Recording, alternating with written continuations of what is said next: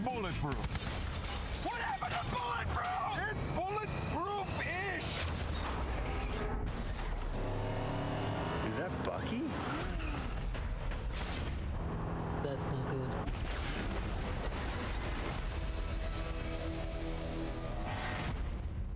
Ce que tu es, hein, au final. Hein. Ouais. Oh. Oui, exactement. Alors le film. Alors le film, bah écoute, je m'appelle Bob. J'ai 25 ans et je sais pas ce que je fous dans ce caisson. Ah non, c'est pas ça, merde. Tu te drogues? Eh bah, qu'est-ce que tu veux? Drogue, ah oui, c'est vrai que je me drogue, ouais, je suis parti en Malaisie, je me suis drogué. Tu veux que je fasse un truc propre ou pas? Non, genre non, en mode. non, on parle comme si t'inquiète, comme si. Je vais préparer un petit truc, tu vois, parce que je me suis. Ah ouais, vas-y, bah vas-y. On va refaire, tu vois, un peu le. Bah du coup c'est le film Thunderbolts Astérix. C'est important l'Astérix. Hein, attends, quand tu dis Astérix, c'est Astérix Obélix. Et pas Obélix. Non, merde, pas ça. parce que j'ai merde. Avec la nouvelle Chabat, c'est Chabat. Non, pardon, c'est une dorade, autant pour moi.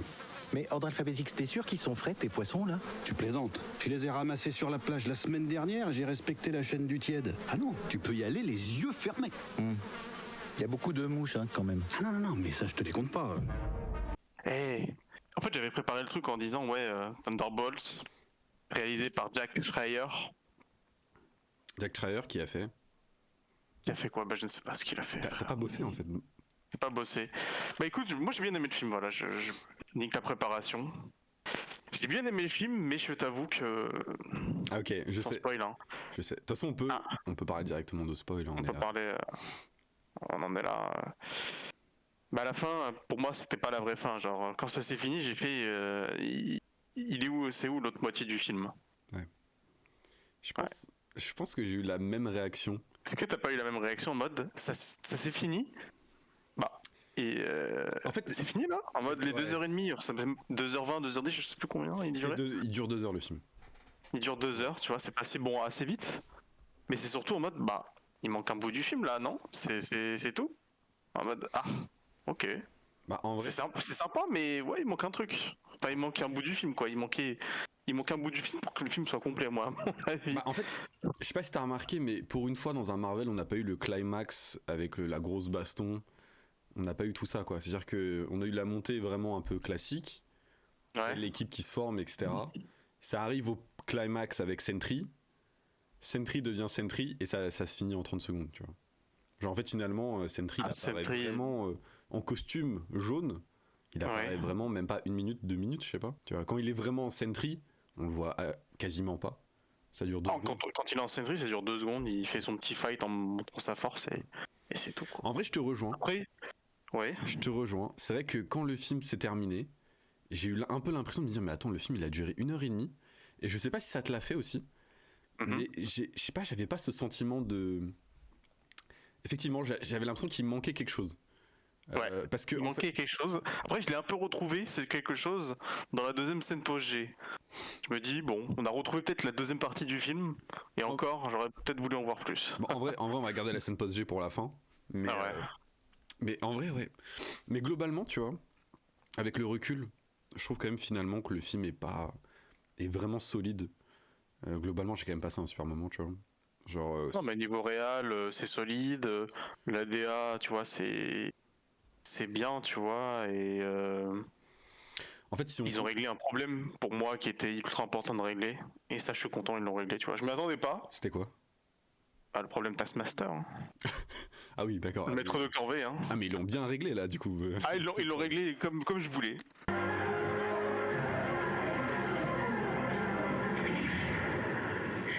Donc c'est parfait. Hein. Enfin, est-ce qu'à ton avis, ça va peut-être set up enfin pas le retour du coup, mais l'arrivée du vrai Taskmaster? Du vrai Taskmaster, maître de corvée.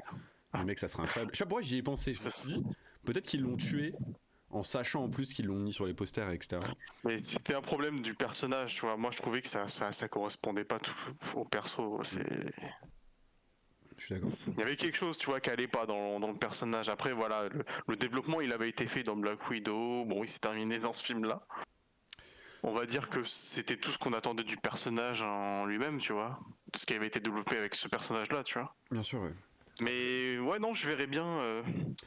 Après, on aurait ils inventent une histoire en mode, ouais, le vrai maître de corvée arrive. Ça, c'était plus une copycat, tu vois, en mode comment il s'appelait déjà le méchant dans Black Widow?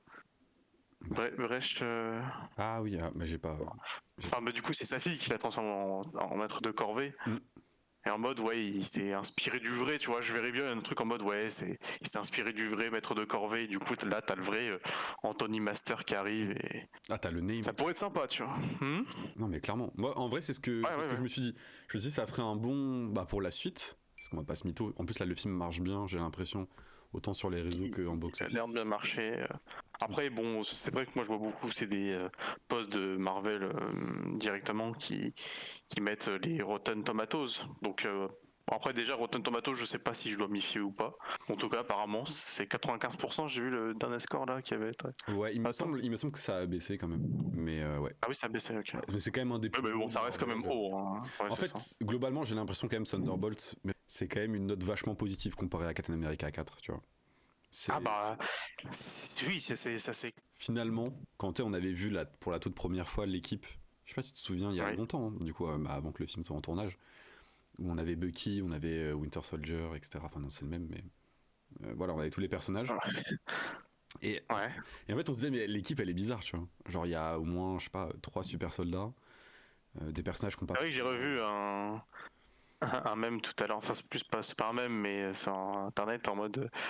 Ouais, en 2022, quand ça avait été annoncé à la D23, quand on avait vu la team, tout le monde sur les réseaux, ils avaient dit bah, c'est quoi cette team de bras cassés en mode c'est ça, c'est que des super soldats, puis t'as une meuf qui disparaît, genre Ghost, bon, on l'a vu qu'une seule fois, c'est ça.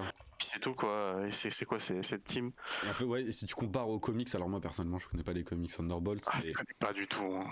Ah bon, on est étranger, mais on sait que l'équipe est pas comme dans les comics, tu vois, genre c'est vraiment très différent. Il y a le Baron Zemo, il y a plein de. Il y a plein, et je vais revenir aussi sur le fait, dans la comparaison entre les Thunderbolts comics et le MCU. Ouais. Je pense qu'ils vont. Alors, avec ce film-là, tu vois, c'est clairement pas une adaptation des comics, hein, on le sait maintenant. Hein. Et pour moi, je sais pas s'ils vont adapter les vrais Thunderbolts du comics en live action, à voir, parce que du coup là l'explication du film c'est le nom d'une team où elle avait joué Yelena quand elle était plus petite quoi, donc rien à voir avec les vrais Thunderbolts qui sont, je crois, mandatés par le général Ross. Pour ça, Thunderbolts Ross, je sais pas. Oui, exactement, ça vient de là. Ça, il me semble. Hein. Mais moi perso, j'ai une théorie. C'est finalement le film, c'est pas vraiment une adaptation de Thunderbolts, mais c'est un mixte entre Thunderbolts et Dark Avengers. Je sais pas si t'es d'accord avec ça, parce que dans les Dark Avengers de Bendis, il y a la Sentry, il y a des personnages qui sont un peu comme les Thunderbolts ambigus, et à la fin, spoiler, on nous annonce que c'est les Avengers officiels du gouvernement. J'ai demandé si je pouvais dire un spoiler. Non, tu peux le dire, on est full spoiler là. On le savait, tu vois, on s'y attendait un peu, mais je m'attendais à être déçu, tu vois, parce que connaissant Marvel, parfois on se fait un peu, voilà, on se projette, on se dit vas-y, j'espère qu'il va y avoir tel caméo, qu'il va y avoir telle annonce, etc. Et c'est pas le cas. C'est un peu comme le reveal de pourquoi Nick Fury il lui manque un œil. En fait, c'est juste le chat qui lui a fait. Bon, tu vois, des trucs un peu comme ça, tu vois. Et je me suis dit, bon, au pire, c'est pas grave, tu vois, la petite Astérix, si c'est juste une blague, bon, ça me va, tu vois ce que je veux dire. Oui. Et en vrai, c'est ce que t'avais pensé, hein. C'est ce que t'avais pensé au début. Tu m'avais dit, oui, je pense que c'est juste une blague. Moi, je t'avais dit, tu te rappelles ou pas? Ma théorie, c'était, à la fin. Pour moi, c'était vraiment pas le vrai titre et que ça allait changer à la fin en Dark Avengers. Ah, j'étais vraiment pas loin. Oui, bon, clairement. C'était vraiment pas les Dark, c'était les New. Mais je savais que ça allait changer de titre, c'était sûr. Tu vois, je sais pas pourquoi. Je le sentais. Non, en vrai, franchement, je pense qu'il y avait quand même pas mal de chances pour que ça soit un vrai changement de titre. Sachant que Kevin Feige en avait parlé, donc le chef de Marvel Studios. Donc ouais, ça teasait un peu quand même. Et à la fin, quand ils ont été annoncés en tant qu'Avengers, j'étais en mode ah ouais, cool, en vrai sympa. En plus, ça arrive d'un coup. La scène est plutôt cool, je trouve aussi. C'est vrai que ça arrive. T'es en mode il va y avoir encore une petite confrontation, puis au final, tac, non, annonce des Avengers. Ah, ok. En fait, moi, et franchement, non, c'est passé assez smooth, tout ça. Franchement, c'est passé crème. Let's talk facts. The Avengers are not coming. Et on voit bien aussi le développement de chaque personnage. Toi aussi, Ghost. Finalement, on l'a pas tant vu que ça dans Ant-Man 2. On l'a vu que dans un film, c'est que dans Ant-Man 2, non? Que dans Ant-Man 2, ouais.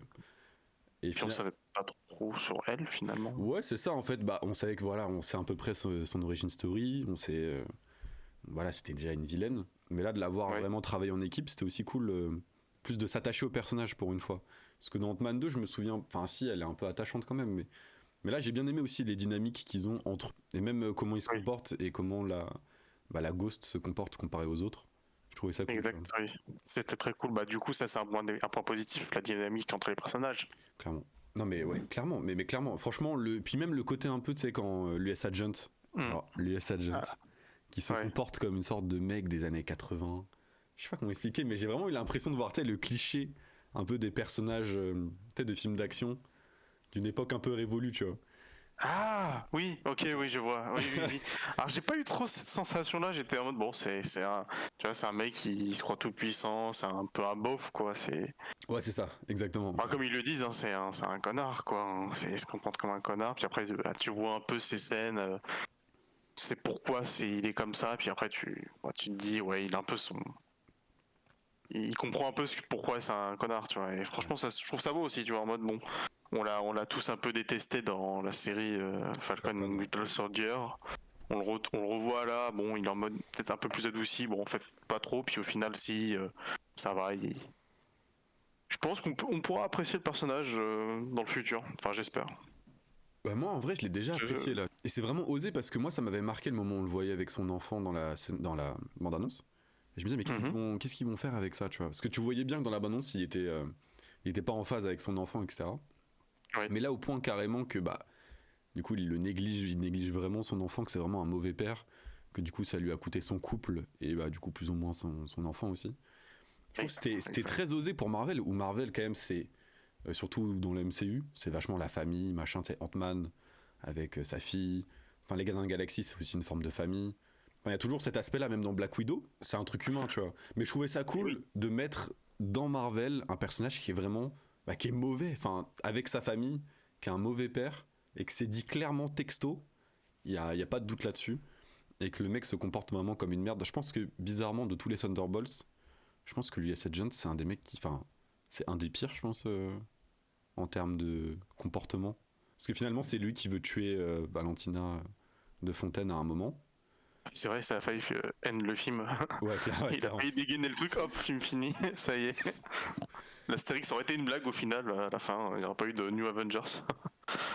Peut-être qu'il y aurait eu Mais autre chose, ouais. Ouais, non, je suis d'accord avec toi, niveau comportement, c'est le pire, ouais. Mais, on dirait qu'il a changé, tu vois, et franchement, ça pourrait... Bah en fait, tu vois qu'il a pas vraiment un mauvais fond non plus, tu vois, c'est pas non plus des personnages qui sont... ça reste un soldat, de base, hein. C'est quelqu'un qui remplit sa mission. Moi perso, je trouve que c'était un des plus touchants, sans compter forcément Yelena, vu que c'est vraiment le personnage principal du film. Donc c'est... voilà. Mais par contre, tu vois, tout son côté Captain America raté... même, et ça me touchait déjà dans Falcon and the Winter Soldier, mais ce truc de Captain America, c'est tellement un boy scout, c'est une idole, que ça soit un peu dans le monde réel comme dans le MCU, et qu'il essaye de l'atteindre, mais il n'y arrive pas, parce que tout le monde n'est pas Steve Rogers, tu vois. Oui. Et tout le monde n'est pas Sam Wilson. Et là, je trouve ça vraiment intéressant aussi de le voir vraiment avoir du mal à être Captain America, vraiment à pas être à la hauteur, en fait, tout simplement, tu vois. C'est un personnage qui n'est pas à la hauteur. Et j'adore ça, tu vois. Bon, j'adore ce truc-là avec le C'est pas à la hauteur des attentes, c'est ça. Surtout, c'est pas parce qu'il a le sérum de super soldat que forcément il va faire les mêmes actions, il va être comme Steve Rogers. Mais d'un autre côté, Falcon, il a pas non plus le sérum, mais il a le mindset de Captain. Ouais, bien sûr. Il arrive pas, il y arrive pas, tu vois. Il a pas les responsabilités, il fait pas les bons choix à chaque fois. Et c'est ça qui est touchant aussi. Et je pense que c'est là où le film marche. C'est finalement, c'est ce qu'ils disent à un moment, tu vois, c'est que c'est des losers, genre tous. Enfin, il y en a aucun, même Bucky. On pourrait se dire finalement de tous les Thunderbolts, c'est le mec le plus classe, celui qui a le mieux réussi. Mais finalement, quand tu le vois en tant que politicien, il se fait quand même, il se fait bien défoncer. Tu sens qu'il n'arrive pas vraiment à avoir un impact en fait. C'est ça, hein, la scène quand il se fait interviewer, c'est au début, je crois, du film. Ouais. Oui, il sait pas trouver ses mots. Bon, après, ça doit qu'il débute. Ouais, qu'il essaie de se faire des alliés, tout ça. Est-ce que c'est vraiment fait pour lui? C'est ça, je me pose la question. Je sais pas. En fait, moi, j'ai eu un peu le même sentiment qu'avec Daredevil. C'est-à-dire ces deux personnages qui sont dans le système, qui essayent de changer le système de l'intérieur. Tu vois, vu qu'il essaye de faire tomber Valentina via la politique. Oui. Mais le système n'autorise pas ça, tu vois, genre Valentina, du coup, vu qu'elle nique un peu, elle bypass le truc, et donc forcément, il est obligé de devenir un justicier pour l'arrêter, tu vois, et un peu comme Daredevil, où en fait, ça suffit pas de juste utiliser le système, malheureusement, vu que c'est des gens qui profitent du système. Donc en vrai, ça, j'ai trouvé ça intéressant. Et Exact. même si après, je trouve ça étonnant, sachant qu'il... Alors, je sais plus s'il est sénateur, mais ça veut dire que s'il est élu par le peuple, il y a quand même des gens dans le MCU qui ont élu le Winter Soldier. Même si, ok, il était contrôlé, mais faut le vouloir, tu vois. Faut le vouloir oui, c'est clair. Ou alors, est-ce que dans le MCU, c'est public, tout ce que le Winter Soldier a fait? Ouais, je crois. Hein. Je crois bien, vu que, si je me souviens bien, dans Captain America 2... Attends, j'essaie de me rappeler, mais... Ouais. Enfin, ça me paraît logique qu'ils le sachent. Après, je pense... Je sais pas s'ils savent qu'il a réussi à être libéré de cette malédiction. Mais oui, effectivement, il y a des gens qui ont voté pour lui.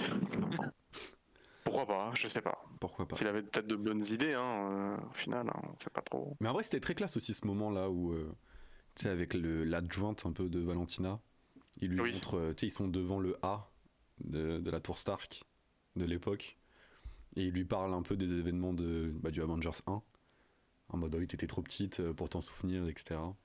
Je trouve ça marrant aussi que le MCU commence à se rendre compte que, bah voilà, ça y est, c'est plus tout frais tout ça, tu vois, genre, il y a des gens... il y a plein de gens qui ont commencé le MCU, je pense, maintenant, bien après Avengers 1. Ouais, c'est ça. Puis c'est surtout d'entretenir l'interconnectivité dans tout l'univers.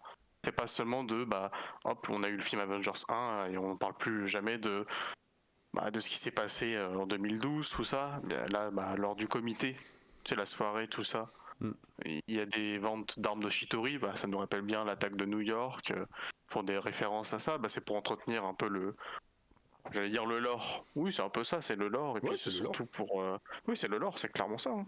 Pour entretenir le lore, et puis surtout pour rappeler que c'est bien un univers partagé, que tout ce qui se passe depuis le début, ça s'est bien passé, et tout le monde est au courant, quoi. Parce que quand tu compares à Captain America 4, finalement, c'est moins... Enfin, je trouve que le film Thunderbolts, c'est ça qui fait du bien aussi, c'est que tu sens que c'est un film qui fait partie du MCU, et qui est important. Qui est rattaché.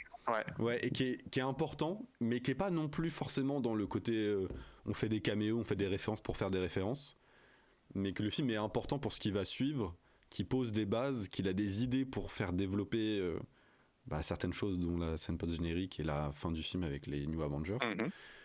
Et ça fait du bien. Et je pense, je sais pas si t'es d'accord avec ça, mais que c'est le problème de Marvel depuis Avengers Endgame, c'est que finalement Captain America 4 et Thunderbolts auraient dû être dès le début.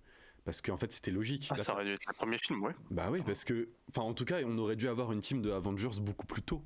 Et c'est vachement logique dans l'univers. Et d'ailleurs, quand ça on peut en parler, mais dans la scène post-générique, quand Sam Wilson, on sait qu'il s'est plaint du fait qu'il est Avengers en Thunderbolts, t'as un peu envie de lui dire, mais frérot, t'avais tout le temps pour créer une team. Déjà, mec, t'as mis du temps à accepter le bouclier. Après, t'as mis du temps à créer ta team d'Avengers. Bon, tu vois, là, ça y est, Fatadis, il arrive, quoi. Donc, ça fait peut-être partie aussi du développement de personnage de Sam Wilson, en mode, il accepte d'être le Captain America, mais contrairement à US Agent, John Walker, qui lui savait pas du tout comment faire, Sam Wilson, tu vois, peut-être que lui aussi il prend des mauvais choix dans ce sens-là où il prend son temps, quoi, et c'est peut-être le temps qui va lui faire défaut. Ouais, bien je sûr. sais pas. Bien sûr. On peut voir ça comme ça aussi. Ouais, totalement. Mais en vrai, en termes de scénario, c'est vachement intéressant, tu vois. Par contre, ça aurait été bien de se dépêcher, parce que là, on est déjà à la fin de la saga du multivers. C'est incroyable. Il reste 2 films, on va dire, hors Avengers. Donc Fantastic Four, Spider-Man. Après, on a direct... je crois que Spider-Man, il sort entre les deux Avengers. Mais ça y est, quoi, c'est maintenant, finalement.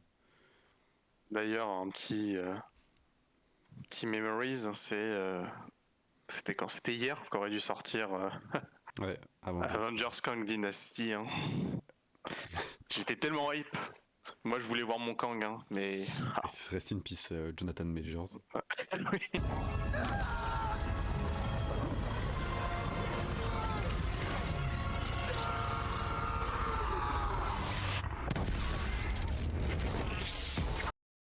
Finalement, je trouve que c'est aussi un film qui vraiment, on va dire thématiquement, tu vois, on en a déjà parlé, mais sur la dépression, sur la solitude, ça marche super bien.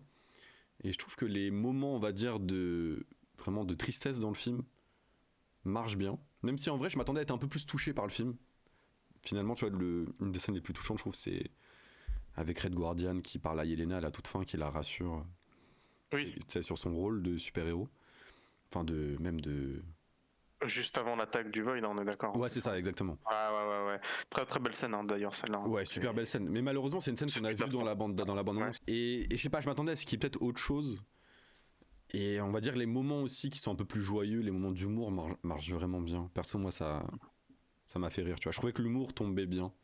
Et je sais qu'il y a des personnages des gens qui détestent Red Guardian. We are the Thunderbolts! Can't call ourselves that. God. Vraiment, ils le détestent. Ah oui, d'accord. Ah ouais, parce que c'est les gens qui aiment pas le fait que dans les films Marvel, il y ait des blagues. Et notamment des personnages qui servent plus ou moins juste à faire des blagues. C'est un peu le cas de Red Guardian quand même. Même si en vrai, je suis pas d'accord, vu qu'il a quand même il a un rôle qui est autre que juste faire des blagues. Mais bon, ok, c'est quand même le personnage qui est là pour faire des blagues. Et moi, je trouve que il marche. Genre vraiment, c'est. Si on part de ce principe-là, Peter Parker, il fait aussi pas mal de blagues, même si il sait être sérieux. On l'a vu que Red Guardian sait être sérieux aussi. Hein. Ouais, ou Drax dans les Gardiens de la Galaxie. Drax, il a quelques moments sérieux qui sont très sérieux, enfin très tristes. Mais on va dire globalement 90% il est là. Globalement, oui, c'est un personnage drôle. Hein. Ouais, c'est ça. Et Red Guardian, moi je trouve franchement ça marche super bien. Et je trouve sa relation père-fille, j'avais un peu peur que ça empiète un peu trop sur le film, tu vois. Mais finalement, je trouve que c'est les moments les plus solides du film. Quand Yelena, elle se suicide, entre guillemets. Genre, elle rentre dans le Void. Et que t'as Red Guardian qui commence à pleurer, à paniquer. Franchement, ça marche. C'est hyper touchant. On sent la détresse. On sent la détresse. Et le Red Guardian, c'est un personnage qui est joué, voilà, il est en surjeu tout le temps. Et je trouve que sa tristesse, c'était pas en surjeu, tu vois. Genre, ça marchait bien. Ça sentait le réel, ouais, ça marchait. Tu sentais que c'était pas quelque chose de surjoué. Tu sentais que vraiment, il était désespéré par l'acte qui venait de se produire devant ses yeux, quoi. Ouais, et le film appuyait pas trop dessus, vu qu'on se doutait qu'Yelena était pas morte. Mais je trouve ça. D'ailleurs, c'est ce que tu avais dit, hein. Tu l'avais dit en regardant les images du trailer. Ouais. Tu m'avais dit, je suis sûr, tous ceux qui sont en ombre, ils sont pas morts, tout ça. Je t'avais dit, ah ouais? Bon, je pense pas. Moi, je croyais vraiment qu'ils étaient morts. Puis, quand je l'ai vu plonger dedans, j'ai fait, ah ouais, t'as fait raison. Ah ouais. Mais c'était sûr. Moi, c'est surtout la scène quand moment héroïque, il va sauver la petite fille, tout ça. Ouais. Je m'y attendais vraiment pas. Ouais, quand elle se fait désintégrer. Et je sais pas si t'as remarqué, dans la bande-annonce des 4 Fantastiques, il y a aussi une petite fille qui regarde en haut et qui a une sorte d'objet, ou la botte de Galactus, je sais pas, qui va arriver sur elle. Moi, je pense que la chose arrive juste après, mais je trouve ça marrant le fait qu'il y ait une petite fille qui se fasse écraser dans les deux films. Sachant que c'est pas hyper commun dans les films du MCU. T'adores ça, hein? Moi, je kiffe, les petites filles qui se font écraser. Wow. Non, en vrai, franchement, en plus, c'est rare dans les films du MCU de voir les super-héros aider les civils comme ça. Et ça fait plaisir, ça aussi. Ça fait plaisir de. Parce que je sais pas si t'as remarqué, mais dans les films Avengers, les civils, en vrai, dans le premier film Avengers, on les voit aider les civils. On les voit aider les civils. Hein. Non, en vrai, il y en a. Mais je veux dire, dans les films post-Avengers Endgame, il n'y en a pas tant que ça, tu vois. Moi, je suis totalement d'accord. On regarde un film de super-héros, donc tu t'attends à ce que ceux qui ont une super force aident ceux qui n'en ont pas. Puis au final, tu les vois un peu, mais tu t'attends à voir un peu plus. Et au final, non, t'es plus là en mode c'est le combat contre le vilain. Et là, comme là, c'est pas vraiment un vilain, on va pas se le cacher. Hein. C'est plus une part maléfique d'un héros. Et tu les vois aider, tout ça. Et franchement, non, ça montre bien que même à travers le fait que ce soit aussi des anti-héros, hein, parce qu'il l'a bien dit à un moment, le Red Guardian dans la voiture, dans sa limousine, il dit vous êtes des anti-héros, tout ça, mais on peut faire le bien. Ouais, le film est vraiment autour de ça. Hein. Le film est vraiment, est-ce qu'on peut se racheter, est-ce qu'on peut être meilleur, est-ce qu'on peut dépasser la tristesse qu'on a. Et moi, franchement, je trouve que rien que pour ça, le film vraiment tient la route, vraiment, et vraiment super bien, quoi. Parce que ça marche, quoi. Le film a un message. Et c'est con de dire ça, tu vois, de se dire le film a un message, mais tu vois, Captain America 4, c'est pas pour m'acharner sur le film, mais c'est quoi sur le message? film, sachant que tout le monde s'est acharné dessus, pas forcément à raison aussi, mais on va dire il manquait aussi d'un message, et c'est ce qui marche dans Guardians Galaxy aussi, tu vois. Et il y a beaucoup de parallèles entre Guardians Galaxy et Thunderbolts, parce que finalement, quand le film avait été annoncé, tout le monde a dit c'est la Suicide Squad de Marvel. Oui, bah, ça n'a rien à voir avec la Suicide Squad. Ouais, hein, ça n'a je rien à t'avoue. voir. Ça a strictement rien à voir. Et finalement, ça se rapproche plus des Gardiens de la Galaxie, où tu te retrouves avec Oui. des personnages qui sont des sortes d'anti-héros losers et qui se rendent compte qu'ils peuvent faire le bien et qu'ils peuvent se dépasser à un moment. Mais on retrouve plus vraiment le côté Marvel, de vraiment ce qu'on aime chez Marvel. Genre des personnages humains qui sont touchants, un film qui a une vraie identité visuelle. Ça, je trouve qu'on n'en a pas parlé, mais visuellement, c'était vraiment très beau. Il y a vraiment Ouais. des passages, même par exemple, des trucs tout cons, tu vois, mais quand tu vois Yelena au début qui parle du fait qu'elle se fait chier dans sa vie, etc. Il y a une scène de couloir de Veuve Noire, donc on a déjà vu plein de fois dans le film Black Widow, qu'on a vu dans Iron Man 2, etc. Et c'est filmé d'une façon assez originale, ça c'est filmé vu d'en haut. Et franchement, ça c'est assez cool, tu vois. Et il y a plein de petites idées de mise en scène comme ça, même ce qui se passe en Malaisie avec l'explosion. Je sais pas, tu sais, la façon dont c'est filmé, j'ai vraiment kiffé, tu vois. Après, c'est vrai que sur la fin, le moment où ils sont dans le void, j'ai trouvé ça un peu plus basique. Pour le côté, ils passent d'une pièce à l'autre, et à chaque fois, c'est. Oui. Parce que au final, c'est quoi? C'est un rêve qu'il fait. Ouais, c'est dans sa psyché, quoi. Ça fait Dans sa vraiment. psyché, c'est ça. Ça fait vraiment penser à Moon Knight. Hein. Dans Moon Knight, c'est vraiment l'épisode 5 ou 4. Où on le voit justement tout son background avec sa mère qui le déteste, etc. Et pareil, tu vois, il voit les souvenirs comme ça à la troisième personne. Hein. Save yourself. C'est peut-être bien aussi qu'on évite d'avoir le climax où ils essayent de tuer Sentry, où t'as vraiment le gros combat en CGI à la fin. Ouais. C'est cool, hein. En vrai, on kiffe tout ça, tu vois. Mais c'est aussi, je sais pas, c'est sympa aussi de la part de Marvel de tester un truc un peu différent. Bon, sachant que c'est pas la première fois qu'ils évitent le climax. Hein. Il y a déjà Non, plein. c'est sûr. Ça fait longtemps, Ouais, mais- ça fait longtemps qu'ils essayent d'éviter d'avoir, on va dire, le vilain face au gentil avec la grosse baston de fin. Et là où vient le problème. Hein. Problème qui a été ressenti par plusieurs personnes. Hein. Peut-être un peu par moi aussi, encore, je sais pas trop. Ah, le pouvoir de l'amitié. Hein. T'as pas ressenti ça? En fait, Il y a quand même, c'est Yelena qui va lui parler, qui lui dit ouais, on est là, t'inquiète pas, tout va bien se passer. Ils arrivent à battre comme ça. Et ça fait déjà 2 films d'affilée où ils font le pouvoir de l'amitié en ah oui, ok. mode avec America. Captain Oui, bien sûr. il calme le Red Hulk en mode ouais, t'inquiète pas, c'est une discussion. Ouais. Ah, Non, alors pour Captain America 4, je vais pas le défendre. En fait, non, mais dans tous les cas, je pense que c'était évident qu'ils allaient pas battre Sentry de façon physique, et je pense que ça aurait été moins bien, même s'ils avaient trouvé un moyen un peu de trouver une sorte de kryptonite, etc. pour le battre, ce qui aurait pu être sympa, tu vois. Ce qui était cool, le film est pas à propos de ça. Il est pas à propos d'un gros combat. Et en vrai, moi, sur le principe, ça me dérange pas, et je trouve que c'était une bonne idée. Par contre, ah ouais, ok. Ouais. bah oui, parce qu'en plus la Sentry, c'est vraiment. Alors en comics, pareil, j'ai lu quelques moments où j'ai croisé la Sentry, mais donc je saurais pas dire exactement, mais j'ai l'impression que ça le respecte aussi en termes de comics, tu vois. Parce que finalement, on va dire, bon, il y a eu des personnages qui ont fait des 1v1 contre Sentry qui ont gagné, hein, Knoul, Oui. mais c'était pas le but, Clairement. tu vois. Et c'est aussi le but du personnage, c'est de montrer que voilà, c'est un personnage qui est invincible, mais qui est complètement détruit, quoi, de l'intérieur. Qui est invincible, all powerful et qui peut battre tous les Avengers réunis dans un. C'est ça. Et c'est le Superman de Marvel. On va dire, c'est le comment Marvel a créé comment Marvel interprète le Superman plus humain de l'univers Marvel comparé à l'univers d'ici. C'est-à-dire qu'on a un personnage qui est ok, d'accord, qui peut être une sorte de super-héros, se comporter bien, etc. Mais on va dire s'il est poussé dans l'extrême comme les Superman, mais en fait dans la vraie vie, c'est vrai que c'est assez intelligent d'avoir cette take-là sur ce personnage, d'en faire un personnage qui est à la fois très glorieux, très lumineux, mais à des moments totalement ravagés, tu vois.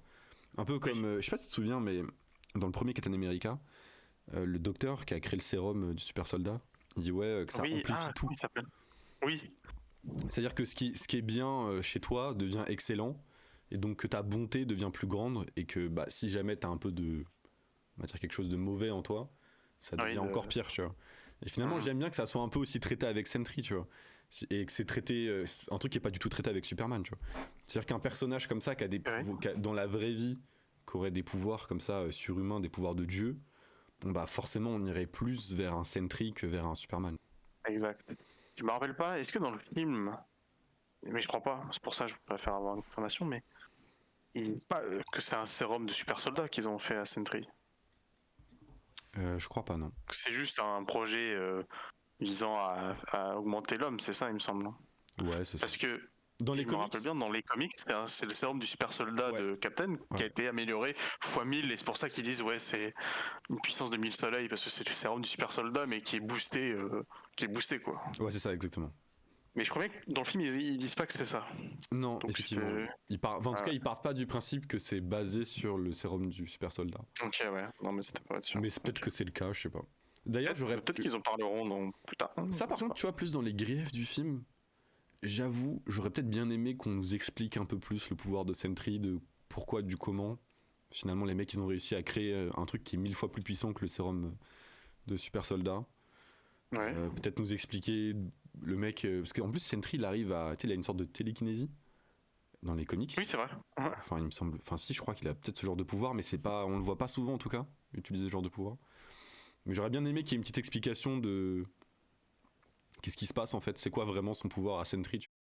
Genre d'avoir un petit truc scientifique pour essayer de nous expliquer un peu comment ça fonctionne. Bon, ça j'aurais bien aimé l'avoir quand même. Totalement d'accord avec toi, hein. C'est vraiment ça méritait une petite explication en plus et qu'on n'a pas eu. Peut-être qu'on aura plus tard, et c'est là encore hein, vient le problème, hein, mais il manque une partie du film. Et introduit c'est Sentry, donc avoir un peu plus de détails sur Sentry, parce qu'on comprend vite que c'est un personnage important, donc C'est vrai. Important pour la suite aussi. pour la suite c'est ça. Hein. Ça je m'en doutais. Ça je m'en doutais qu'ils allaient garder Sentry pour la suite. Et qu'il fasse partie des Thunderbolts. Ça je trouve ça sympa aussi. Oui, ah bah totalement. Après là, de ce que l'on a compris, c'est il peut pas utiliser son pouvoir tout le temps, à moins qu'on soit prêt à traiter avec le Void. Ouais, mais en vrai c'est logique parce que en vrai ça, c'est exactement comme dans les comics finalement. Finalement c'est un personnage qui est, ok d'accord, qui est surpuissant, mais c'est un peu comme la bombe nucléaire quoi. On peut pas l'utiliser tout le temps. Tu vois, il y a un côté où ça va faire trop de dégâts, de dégâts collatéraux d'utiliser la Sentry. Et ça je trouve ça sympa, tu vois. Je trouve qu'ils ont bien réussi à retranscrire, en tout cas moi, comment je ressens la Sentry dans le lore des comics, où finalement, techniquement, il pourrait arrêter quasiment toutes les menaces, mais en fait finalement on peut pas l'utiliser parce qu'il est trop dangereux quoi.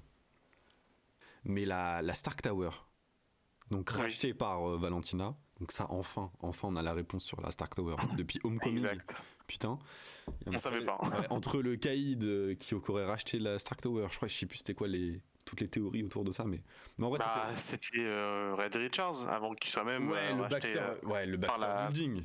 le Baxter Building, mais on savait pas trop avant que ce soit racheté par la Fox. Tout ça, on s'était dit ça pourrait être ça. Bon, je suis sûr que même Kevin Feige savait pas. Mais en vrai, c'est cool de savoir maintenant. Et en fait, je sais pas si t'as remarqué, mais donc sur les images où on voit la Stark Tower, on voit vraiment ils construisent quelque chose autour. Oui. Et bah en fait, c'est la Watchtower dans les comics. Donc en fait, t'as la. Ouais, c'est ça, la tour du guet, ils en parlent à un moment, mais je me demandais ce que c'était. Ils en parlent. Bah en fait, si je dis pas de bêtises, en gros, il y a la Stark Tower à l'époque. Bah de toute façon, c'est l'époque où la Sentry est apparue dans les comics, donc l'époque de Bendis sur les Avengers. Donc en gros, il y a deux séries sœurs, New Avengers, Dark Avengers. Donc les Avengers officiels, donc les Dark Avengers, et les Avengers non officiels, les New Avengers. Donc c'est marrant vu qu'en fait les rôles vont être un peu inversés, mais je suppose qu'on va avoir la même dynamique avec, on va dire, les Avengers officiels qui vont être les Thunderbolts et les Avengers non officiels qui vont être les Avengers de Sam Wilson dans les prochains films. Mm-hmm. Et en fait, en gros, donc dans les comics de Bendis, les Dark Avengers, avec comme leader Norman Osborn, en fait ils sont sur la tour Stark, et au-dessus de la tour Stark il y a la Watchtower, qui est en gros le lieu de Sentry. C'est-à-dire que c'est une sorte de lieu pour le contrôler, le maîtriser, c'est là où il veille, Watchtower, et c'est là où il vit, etc. Et je crois que c'est un lien aussi sur comment ils peuvent contrôler la Sentry aussi, pour pas que ça parte en sucette. Mais c'est un lien qui est vrai, enfin c'est un truc qui est hyper important, tu vois. Et c'est ça, c'est la même chose, c'est vraiment une sorte de truc avec des pics comme ça au-dessus de la Stark Tower. Donc en vrai, peut-être, sachant qu'en plus, à la fin du film, on a une ellipse de 14 mois. Donc entre-temps, peut-être que la Watchtower est terminée. Je sais pas. Il y a moyen que ça tienne. Sachant que... Il y a moyen. La Surtout, Sentry... ils sont dedans, non? Oui, ils sont dedans. Hein. Ouais, ils sont dedans. Ouais, à la fin, ouais, ils sont dedans. Ouais, donc il y a moyen, c'est même sûr, c'est sûr qu'elle est finie, tu vois. Puis en plus, bon, l'éléphant dans la pièce. Mais la Sentry, donc l'acteur qui joue la Sentry, a été annoncé pour Avengers Doomsday avec le reste du casting de Thunderbolts. Donc on se doute forcément qu'il va avoir une importance dans le prochain film. Mais je pense que l'importance de Sentry va être intéressante, tu vois. Genre comment ils vont gérer la Sentry.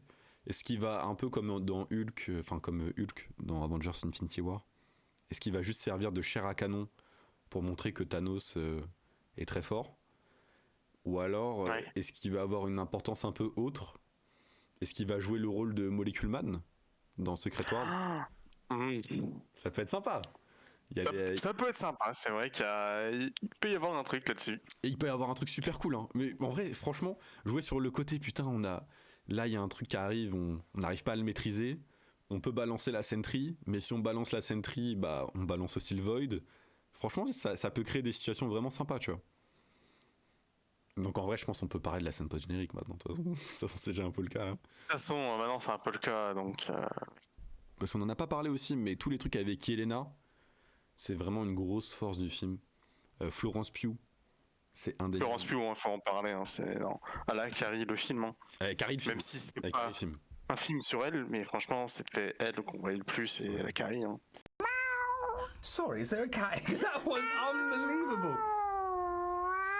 Et d'ailleurs, on n'en a pas parlé de ça, mais la dynamique entre Valentina de Fontaine et Sentry, ça fait vachement penser à Homelander dans The Boys. Ah là, ouais.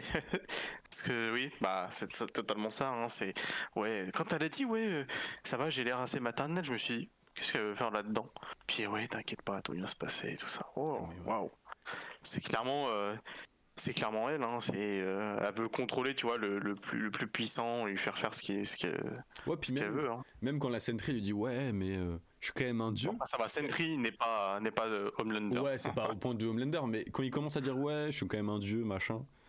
Oui, je me suis dit, ça peut péter à tout moment.